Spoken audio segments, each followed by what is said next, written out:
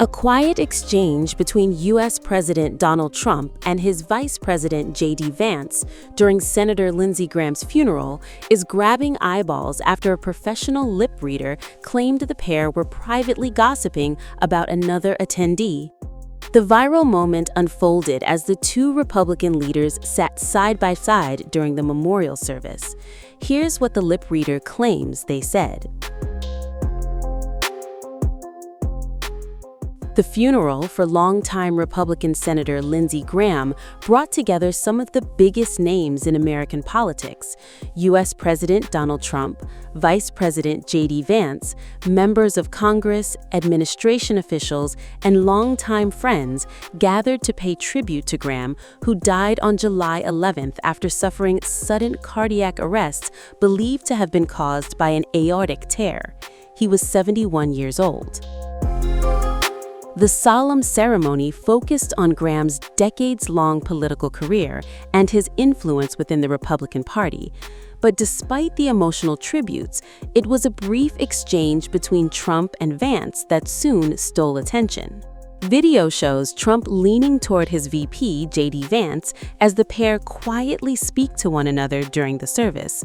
Because no audio from the exchange is available, the clip immediately fueled speculation. That speculation intensified after professional lip reader Nicola Hickling analyzed the footage for the Mirror US. According to Hickling, Trump allegedly opened the conversation by saying, "I wonder what's going on with him." Vance is then said to have replied, "I don't know, Don." Trump allegedly continued, "Well, you saw him crying, right?" Hickling claims Vance responded, "I did actually, it's because she's bossy." The alleged exchange reportedly continued. Trump is said to have asked, "Hey, no, is she?" According to Hickling, Vance replied, "Oh yeah, I think it's their attitude. I think he has a bad attitude." Trump then appeared to nod as the conversation ended. It's important to emphasize that these remarks have not been independently verified. Lip reading is interpretive rather than definitive, and neither the White House nor Vice President Vance's office has commented on the alleged conversation. It also remains completely unclear who the two politicians may have been referring to, if the interpretation is accurate. Still, that uncertainty hasn't stopped the clip from spreading rapidly across social media, where users have been trying to identify the mystery individual mentioned in the alleged exchange. Many online have debated whether Trump and Vance were talking about another politician, a family member of Graham, or someone else attending the service. But at this point, there is no evidence identifying the subject of the conversation. The whispered exchange wasn't the only moment from the funeral to generate headlines. Earlier during the service, another video circulated online appearing to show Trump briefly closing his eyes and nodding forward while seated. Critics suggested the president appeared to doze off. That moment, combined with the lip reader's claims, quickly made Trump's appearance at the funeral one of the day's biggest online talking points.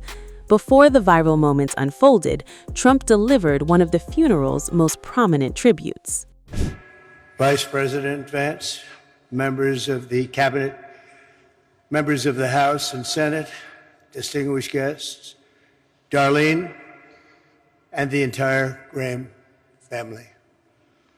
We love you all.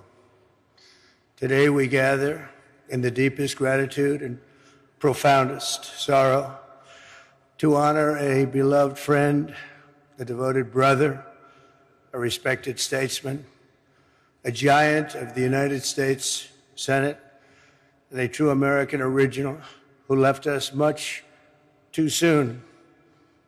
And that can only be the one and only Lindsey Graham.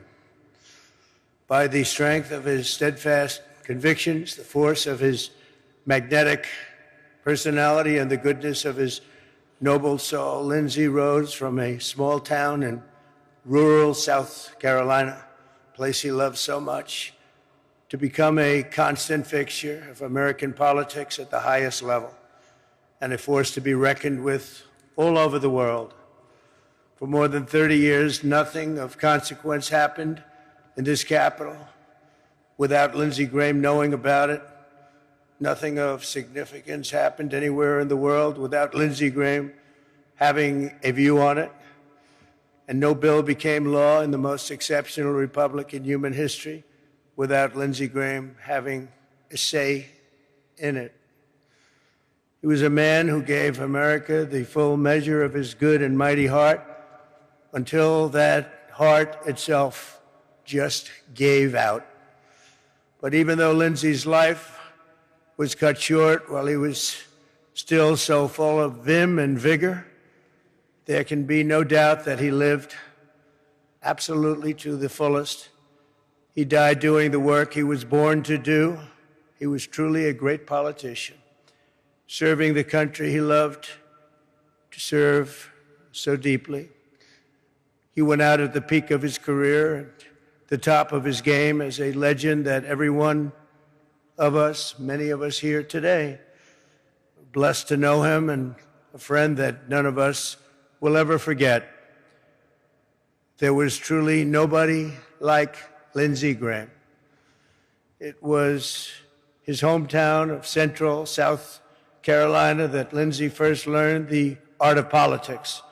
His parents ran a bar and pool hall on Main Street with a room in the back where the family spent. And as Lindsey said, his father taught him the key to being a successful bar owner is that you have to be funny enough that people will keep coming back, and that you have to be tough enough that you can stay in business and thrive. A very difficult combination.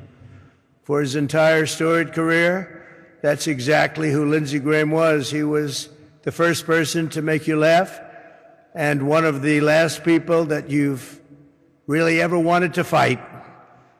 These were the traits that made him into one of the great figures in Senate history.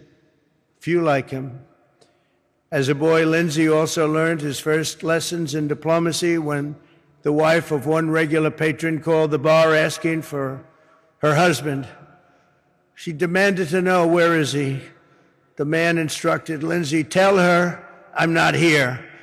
And young Lindsey nodded and said into the phone to the wife, he said to tell you that he's not here. That was Lindsey. When Lindsey was just 20 years old, he lost his mom to cancer.